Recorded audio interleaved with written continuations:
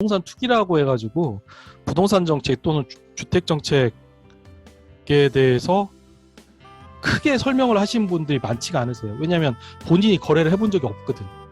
대체로 그래요. 진보 진영에서 실제로 주택으로, 그러니까 진보 진영에서는 약간 금기죠. 주택 투기한다는 게. 이제 보수 진영에서는 그건 시장에 당연한 원리인데 그걸 왜 금기시하냐 그러는데, 진보 진영에서는 부동산 투기는 약간 금기처럼 다뤄지다 보니 실제로 집, 주택, 부동산을 잘 모르세요. 그러다 보니까 크게 이거를 전체적으로 보여주시는 분이 안 계셔서 굳이 제가 한번 정리해봤습니다. 일단 토지 문제에 대해서 좀 설명을 드릴 게 뭐냐면, 우리가 주택을 항상 얘기를 하지만 사실 저희가 부동산 정책이라고 얘기하는 이유는 주택 이면에는 토지의 문제가 있어요. 항상 제가 정의당 행사에도 말씀을 드리는 게, 서울의 아파트나 서울의 특정 브랜드의 아파트나 전주의 특정 브랜드의 아파트는 똑같은 아파트예요. 똑같은 아파트인데 가격 차이는 두세 배 나죠. 그 이유는 건물의 가치가 붙는 게 아니고 그 토지의 가치가 붙기 때문인 거거든요. 그래서 이제 주택 집 문제도 토지 문제를 이해하지 않고서는 집값 주택 문제를 해결하기 어렵기 때문에 토지 문제를 항상 말씀을 드립니다. 그래서 이제 가장 쉽게 설명을 해주신 분이 이정정 교수님이어서 집값 폭등의 문제, 이정정 교수님이 딱 이렇게 표현하고 계세요. 보수 성향, 진보 성향. 이제 보수 성향은 시장에 맡기자는 거, 진보 성향은 뭐 좀 공동체를 강화하자는 뭐 이제 그런 쪽이죠. 우리나라가 국토가 작고 많은 인구가 살고 있고 그러니까 비싼 땅값은 당연하다. 그다음에 이제 진보적인 분들은 이거 다 가수요, 투기 때문이다라고 하는데 저는 투기 때문이라고 생각을 합니다. 물론 이제 한국의 소득 수준이 올라가면서 집값이 올라가는 것도 사실이에요. 지금 이제 얼추 한국이 세계 뭐 11대 경제 강국이 됐다고 하니까 그만큼 집값이 올라가는 것도 사실인데, 서울 대도시 같은 데는 집 투기가 무시 못해요. 제가 봤을 땐 제 주변에 저랑 친한, 특히 사람이 착하면 착할수록 이걸 다 하세요. 왜냐하면 거기서 돈이 벌리는데 안 할 이유가 없다고 말씀하시는데 저도 할 말은 없더라고요. 그러니까 그걸 돈을 벌게끔 놔두는 게 문제인 거죠. 그다음에 이제 토지 소유의 편중. 시장주의자들은 돈 있는 사람들이 토지를 사서 독점을 하는데 뭐가 문제냐. 근데 이제 진보 성향은 독점을 하게 되면 이제 자산 양극화가 발생하니까 심각성을 인식하는 거고. 그러니까 토지의 보유세를 올리는 거죠. 독점을 못 하게끔. 그다음에 이제 수도권 집중이냐, 지역 불균형 현상, 이제 이런 부분은 시장주의자들은 뭐 각자 필요에 따라서 모이는 건데, 그다음에 집중하면 규모의 경제가 생기지 않느냐. 서울에서 여러 사람 모이니까 크게 해서 효율적이지 않느냐. 그리고 집적의 이익은 서로 다른 사람들이, 뭐 예를 들어 뭐 서울에 음악하는 사람들, 미술하는 사람들, 뭐 체육하는 사람들, 과학하는 사람들, 뭐 영화하는 사람들, 이렇게 다 모여가지고 서로 이렇게 다 같이 모이는 이 집적의 이익이 있지 않느냐. 그러니까 효율의 차원에서 효율적이라는 거죠. 근데 이제 공동체를 중시하는 사람들은 이거 너무 서울만 사는 거 아니냐. 지방 사람들에 대한 전혀 배려 없이 너무 서울만 사는 거 아니냐. 뭐 제가 항상 얘기하는 바죠. 그다음에 이제 난개발 부분은 시장주의자들이나 우리 공동체를 지향하시는 분들이나 국가 개입을 주장하시는 분들이나 모두 효율 측면에서 모두 심각한 문제를 동일하고 있고요. 무계획적 환경 파괴적 부분에 대해서는 다들 똑같이 대응하고 있습니다. 그래서 이제 주택 가격 폭등, 토지 가격 폭등, 토지 소유의 독점, 뭐 수도권 집중에 대해서 항상 이제 보수와 진보 사이에 논쟁이 있는 거죠. 그래서 제가 이제 항상 드리고 싶은 말씀은, 이거를 서로 적대적으로 할 필요는 없는 것 같고, 생각이 다른데 합리적인 토론을 하면 좋겠다. 이걸 보수하고 진보를 서로 적대적 관계로 그렇게 생각하는 거는 잘못된 것 같고요. 그래서 이렇게 보면 각 시장주의자들의 입장과 어떤 뭐 공동체를 중시하는 분들의 입장을 이해할 수가 있습니다. 각자의 입장은. 그래서 간단히 이렇게 하고요. 그리고 이제 우리나라 주택 정책을 한번 보면, 먼저 인구부터 보면 지금 우리나라가 지금 심각한 상황이죠. 1960년대, 72년대, 2002년대. 그래서 1960년생이 대한민국에서 가장 많았던 인구, 72년생이 95만 명으로 100만 명이 깨진 인구, 2002년생이 50만 명이 깨진 인구. 올해 예상컨대 25만 명이 깨질 거라고 예상이 됩니다. 작년에 26만 명이었거든요.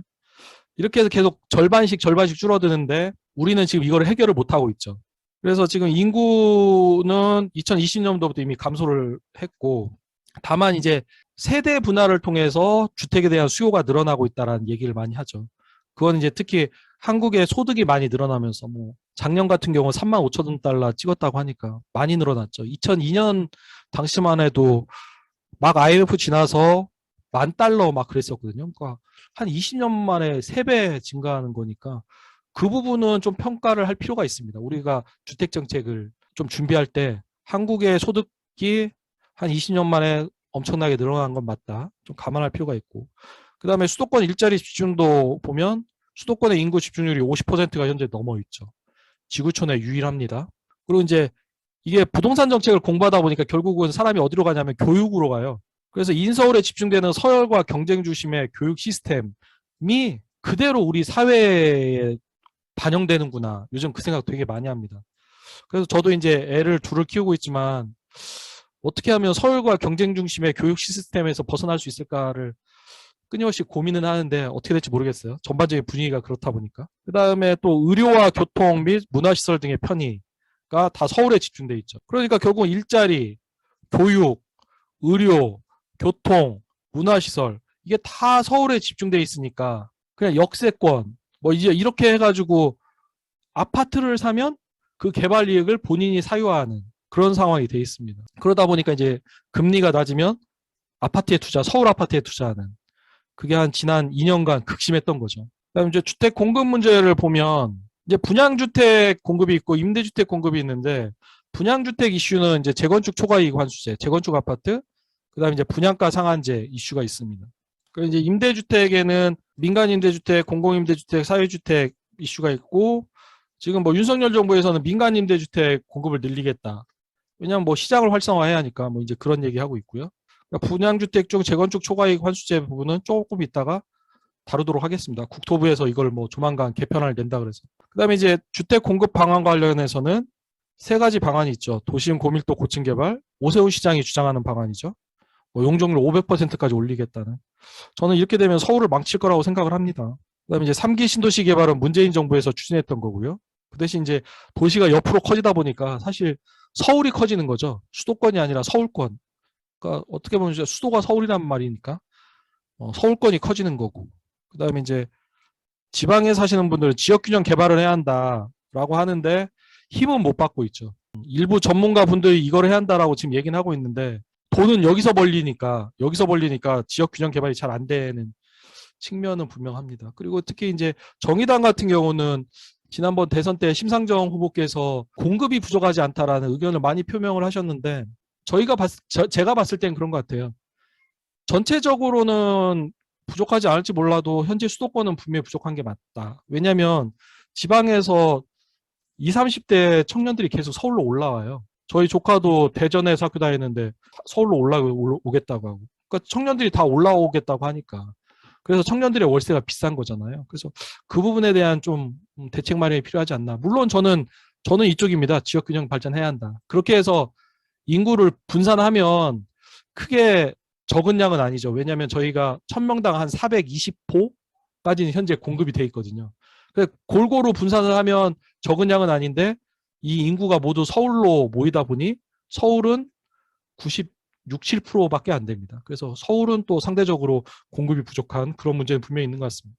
그리고 이제 조금 전에 말씀드렸던 이제 주택 임대차 정책에 또 이슈가 있죠. 그래서 이제 2020년 8월 이후에 전세 시장은 원래 2020년 12월 달에 우리 정의당 그때 강연할 때는 제가 엄청 쫄아 있었고 올 3월 달만 해도 엄청 쫄아 있었습니다. 진짜 전세 가격 폭등할까봐. 그러면 이제 임대차 3법을 되돌려야 하는 또 상황이 올 수도 있어서 엄청 쫄아 있었는데 지금은 완전히 물 건너갔습니다. 이거는. 그러니까 임대차 3법이 이제 안정화 단계에 들어섰습니다.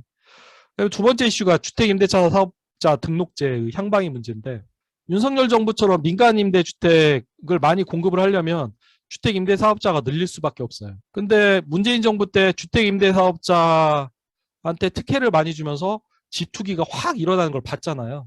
그래서 지금 윤석열 정부가 이거를 지금 아마 확대하는 방향으로 하긴 할 것 같은데 아직 답은 못 찾은 것 같습니다. 어떻게 할지. 그다음에 주택금융은 앞 시간에서 말씀드린 것처럼 미국에서 3월부터 급격한 금리 인상하고 있고 지금 9월 달부터는 900억 달러씩 돈을 회수하고 있습니다. 양적 완화할 때는 매달 1200억 달러씩 풀었죠. 그러니까 실제로 돈이 훨씬 많이 풀린 상황입니다. 그래서 이 금리 인상 및 양적 긴축이 한 2년 이상 계속되지 않는 한 이미 화폐는 많이 풀려 있기 때문에 2020년으로 주택 가격이 돌아가는 경우는 많지는 않을 겁니다. 많은 분들이 2020년까지, 2019년까지 돌아갈 걸로 또 예상하시는 분도 계시는데 이미 화폐가 너무 많이 풀려 있어요. 그러니까 돈 가치가 많이 떨어져 있어서 물론 현재 금리가 만약에 6%까지 오르면 2008년도 그때 분위기거든요. 이제 그것 때문에 훅 내려올 수는 있는데 중요한 건 좀 금리 인상 추이를 보셔야 합니다. 근데 이게 한국은행 금리 인상 추이를 보시는 게 아니라 미국의 연준 네, 금리 인상 추이를 보시는 게 맞습니다. 한국은행은 약간 미국의 연준에 종속된 지위이기 때문에 그렇습니다. 근데 이제 윤석열 정부는 이제 좀 어처구니가 없었던 게 뭐 청년 주택담보대출을 확대하겠다, 뭐 전세대출을 늘리겠다 이런 얘기하는 거죠. 근데 이게 전세대출이 정말 위험해요. 왜 그러냐면 아까 잠깐 말씀드렸는데 2억짜리 주택, 2억 예를 들어 한 시세가 2억 5천이다. 근데 그거에 대해서 그러니까 깡통 전세가 시작은 깡통 전세가 아니었다라고 보면 그러니까 2억짜리 시세를 2억까지 전세를 받을 수가 있었습니다. 1, 2년 전에. 그러면 그거에 대한 80%인 1억 6천까지 전세 대출을 해주거든요. 근데 집값이 2억이 만약 1억 8천이 됐다고 생각을 해보죠. 지금 금리 인상 때문에. 그러면 1억 6천은 은행에 갚아야 돼요. 그러면 전세입자의 4천만, 2천만으로 줄어서 2천만 원은 경매에서 회수하는 거고 집주인의 신용이 안 좋으면 그 줄은 2천만 원은 회수를 못하게 되는 문제가 발생을 하거든요. 그래서 전세 대출이 약간 한국의 주택 버블을 일으키는 원인 중에 하나이죠. 그러니까 예전 같은 경우는 집주인이 한 70%의 뭐 지금은 이제 LTV 제한이 있으니까 한 50%, 그래서 50% 70%의 담보대출을 빌려서 월세를 받는 제도였는데 최근에는 어떤 분위기냐면 한 2억 정도 주택에 1억 6천은 전세대출이에요. 전세대출의 변제 책임자는 세입자죠.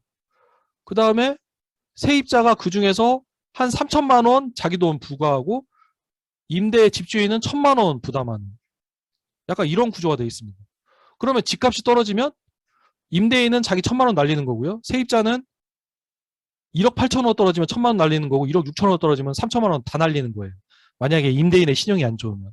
그래서 저는 지금 금리 인상과 관련해서 이 전세대출 범위를 줄여야 한다고 생각을 하거든요.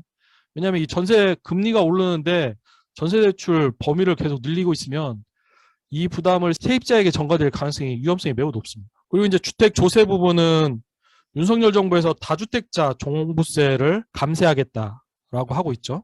그래서 이게 지금 그 윤석열 정부에서 발표한 종합부동산세 주택분 개편안인데 여기 지금 중요한 문제가 뭐냐면 이거예요, 이거.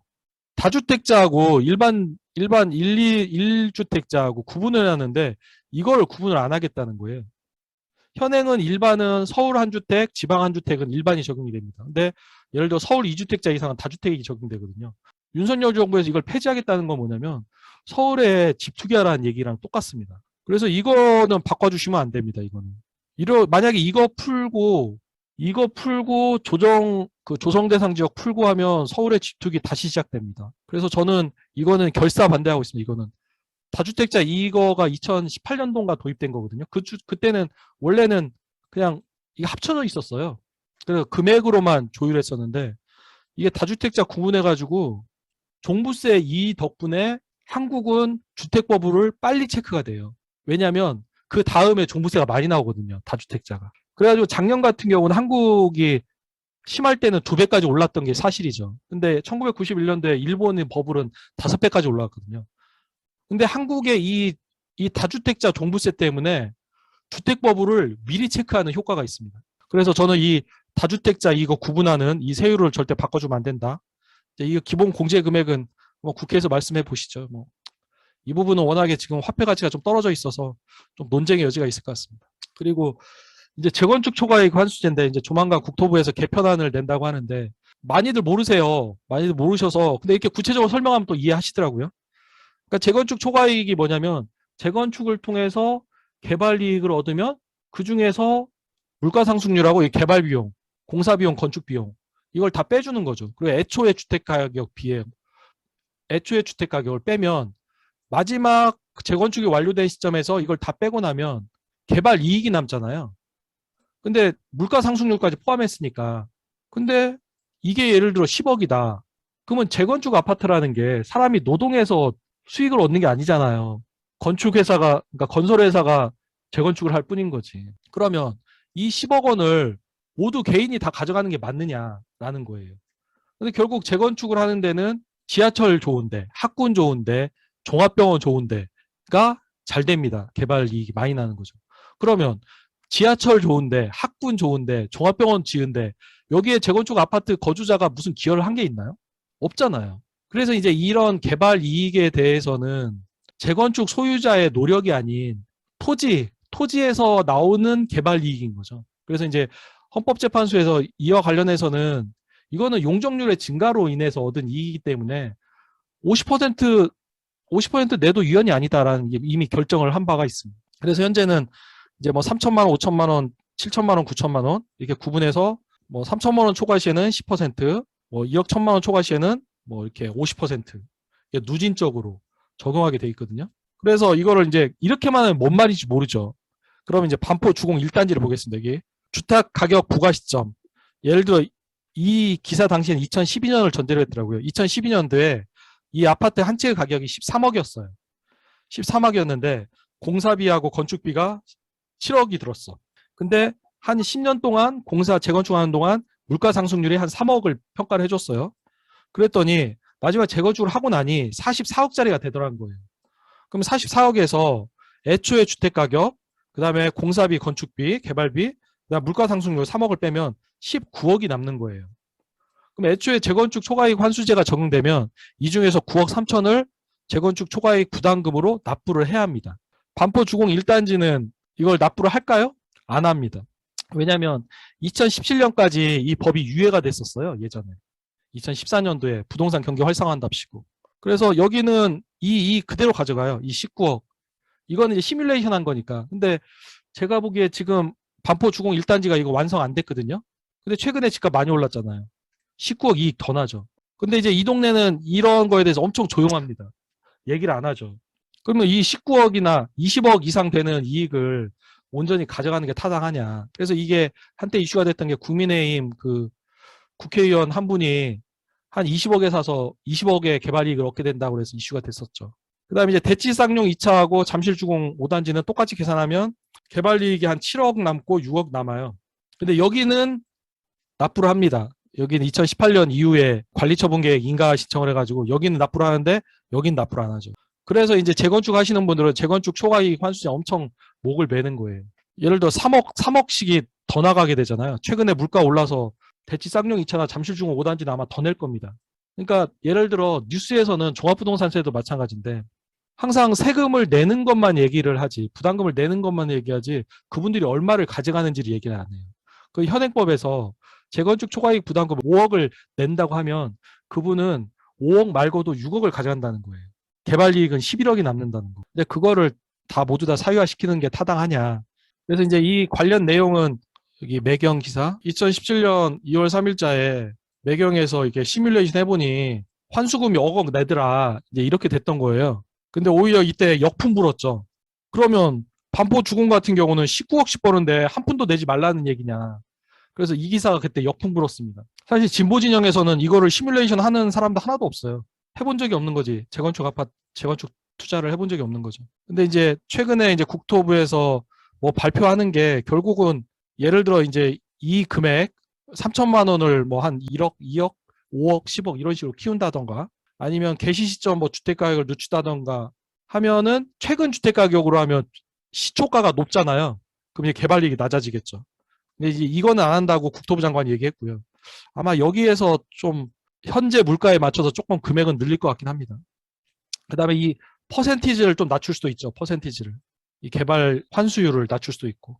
결국은 국토부에서 정부 발표 나오면 아마 여기서 바뀔 겁니다. 여기서. 그래서 이 기사는 아까 그 매경 기사시니까 한번 클릭해 보시면 검색되실 겁니다. 그리고 이제 제가 계속 이걸 말씀을 드리는 이유가 뭐냐면 우리 진보 진영에서 좀 주택 문제에 대해서 고민을 하실 이유가 있는데 이 토마 피케티의 21세기 자본을 보시면 주택으로 집중되는 자산 집중화 경향을 확인할 수가 있어요.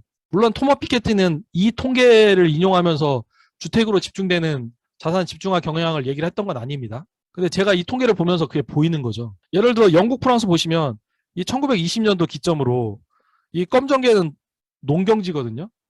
당시에는 농업회사니까 농경지가 많아야 자산이 많았던 거죠. 네, 영국 보시면 이 밑에 약간 회색 희끄무레한 게 이게 주택입니다. 여기는 약간 주식회사 주식 같고요. 그러니까 결국은 영국은 주식과 주택, 그다음 프랑스 주식과 주택. 근데 주택이 월등히 많죠. 독일도 주택이 월등히 많습니다, 지금. 미국은 오히려 약간 주식 쪽이 더 많죠. 미국은 그래도 이제 좀 덜 오래된 나라니까 약간 그런 영향이 있는 것 같습니다. 그래서 결국은 도시화가 진행되면서 특히 이제 선진국에서도 도시로 집중이 되면서 도시의 주택으로 프랑스 같은 경우도 그래도 좀 재분배가 잘 돼 있다는 나라로 보는데 프랑스조차도 이렇게 주택 자산으로 집중이 되고 있잖아요. 근데 진보 진영에서는 주택 자산에 대해서 굉장히 무관심하죠. 왜 그런지 잘 모르겠어요. 우리나라 사랑을 한번 볼게요. 2020년 11월 7일 발표 자료인데 가구 수를 기준으로 하면 주택 한 채만 갖고 있는 게 820만 가구. 근데 2호 이상 갖고 소유한 가구 주택 수가 740만 가구. 그러니까 결국 이걸 정리해 보면 1주택자하고 다주택자하고 기업 공공 보유 비율이 45대 40대 15더라. 그러니까 대한민국에서 다주택자가 가지고 있는 게 800만 호예요. 물론 이제 저는 다주택자가 뭐 때때로 이렇게 주택 공급의 역할을 한다라고도 생각을 합니다. 하는데 한편으로는 주택 투기가 너무 심한 거죠. 주택으로 돈을 벌어야겠다는 투기적 주택 시장 문화를 우리는 방치하고 있는 거죠. 근데 진보 진영은 이걸 굉장히 방치하고 있는 게 사실이에요. 그래서 이거 앞뒤로 보시면 여기 영국, 프랑스, 독일, 미국의 도시의 여기 주택으로 집중되는 거나 한국에 지금 주택으로 집중되는 거나 아마 이건 정의당에서도 많이 발표했던 것 같은데 다주택자 수는 계속 늘어나고 있어요. 다주택자가 가지고 있는 보유주택 수는. 근데 이 부분에 대해서 다시 앞으로 가보면 여기 다주택자 종부세율을 낮춰주면 물론 이제 최근에 다주택자에 대한 종부세율을 낮춰주는 근거는 뭐냐면 금리가 많이 올랐으니까 이제 더 이상 주택 투기가 하기 어렵지 않겠느냐.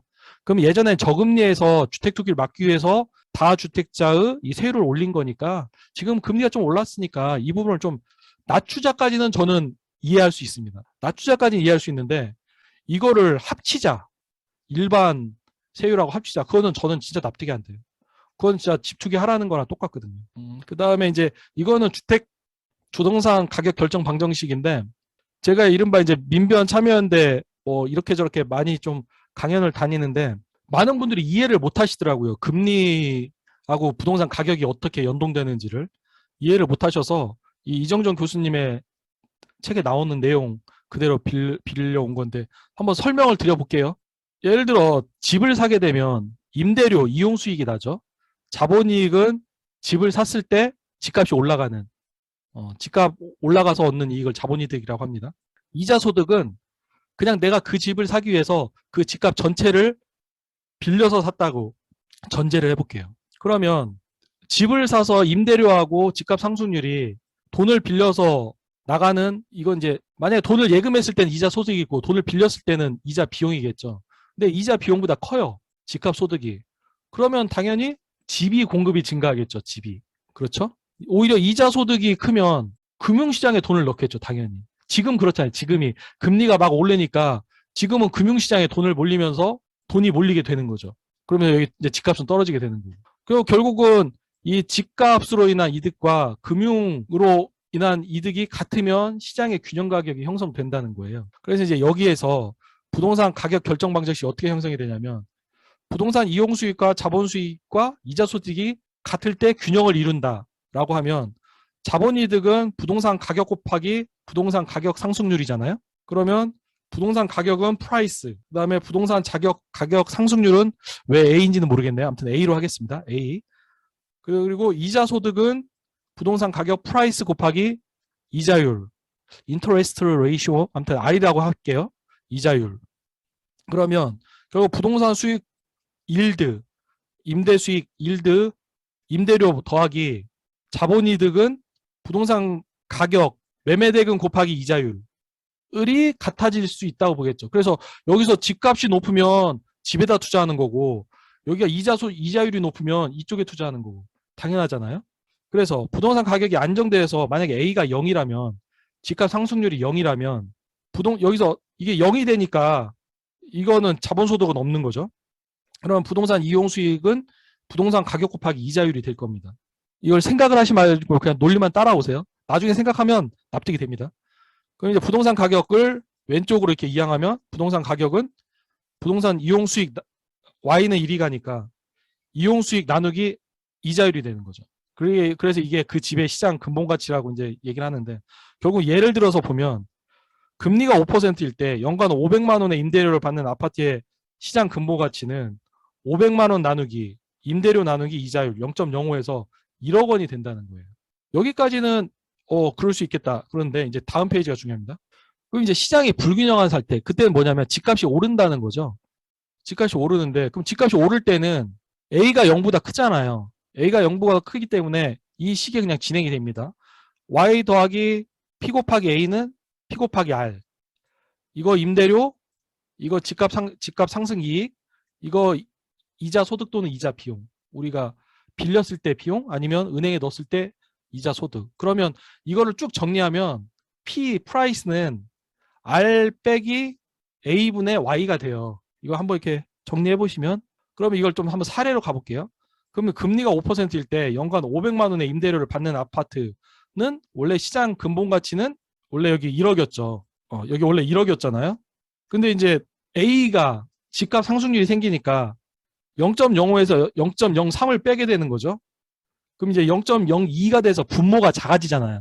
분자는 그대로인데 분모가 작아지니까 부동산 가격은 오르게 되는 거죠. 그렇게 한번 이렇게 써보시면 이해가 됩니다. 써보시면. 그래서 그 중학교 방정식만 이렇게 한번 해보시면 납득이 되거든요. 그러면 결국은 지금은 뭐냐면 여기 지금 R이잖아요. 이자율. 현재 이자율이 오르고 있잖아요. 이자율은 오르고 있고 집값은 떨어지고 있죠. 그렇게 되면 이자율은 오르고 집값은 떨어지고 있으면 분모가 커지잖아요. 분모는 커진데 월세는 그대로밖에 못 받는다 라고 하면 부동산 가격이 떨어질 수밖에 없는 거죠. 반대로 여기 R 인터레스트가 낮으면 금리가 낮고 집값 상승률이 높아. 그러면 분모가 작으니까 집값은 올라갈 수밖에 없는 거고. 한번 써보십시오. 써보면 이해가 됩니다. 근데 이제 평소 여기가 우리가 A를 정부 국가에서 집값 상승률을 0으로 안 둬요. 왜냐하면 세금을 걷어야 하기 때문에. 최소한 2%씩은 오르게끔 합니다. 그러니까 결국은 우리가 일반 시장에서 맞닥뜨리는 주택가격의 산정 방식은 이걸로 적용되는 거예요. 이걸로. 근데 현재는 이 R이 이자율이 높아지고 집값 상승률이 내려가니까 분모가 커지니까 집값이 떨어지는 거죠. 그러면 작년과 재작년에는 왜 집값이 올랐냐? 그때는 집값 상승률이 이자율보다 높았잖아요. 집값 상승률은 5%씩 올라가는데 이자율은 막 2, 3%씩 하니까. 여기 분모가 0보다 작아지잖아요. 분모가 0보다 작아지면 부동산 가격이 정해지지 않으면 계속 오르는 거죠. 그래서 이게 3번이 작년하고 재작년 상황. 여기 지금 2번. 이 상황이 지금 올해 상황입니다. 금리가 오르고 집값은 떨어지면서 분모가 커지니까 임대료는 그대로고, 임대료는 그대로인데 분모가 커지니까 집값은 떨어지는 거죠. 근데 미국에서 기준금리를 현재 3.25에서 4.5까지 더 올린다 그래. 그러면 더 떨어지는 겁니다. 그래서 미국 연준의 기준금리 추이를 보면 대한민국 집값이 어느 정도까지 떨어질지를 예측할 수가 있습니다. 그래서 이거는 한번 이렇게 써보시면 이해가 됩니다. 써보시면. 그냥 보시면 잘 이해가 안 되는데 써보시면 이해가 되고요. 그리고 이제 부동산 투기가 어떻게 나타나는지를 보면, 지가는 토지 가격인데 그냥 집값이라고 이해하셔도 됩니다. 집값이 상승하면 당연히 5억이 10억 됐으면 5억에서 2억 5천 대출했던 거 5억 대출해 줄 거 아니야. 대출 증가하고. 돈이 들었으니까 또 집 투기하고 수요 증가하고 또 집값 또 오르고 끊임없이 올라가는 거지. 이게 작년 시장 상황. 올해는 집값 떨어지죠. 집값이 10억에서 5억이 됐어요. 그러니까 대출이 감소할 수밖에 없죠. 대출이 돈이 없으니까 집 투기 못하죠. 지금은. 못하니까 집값이 또 떨어지고.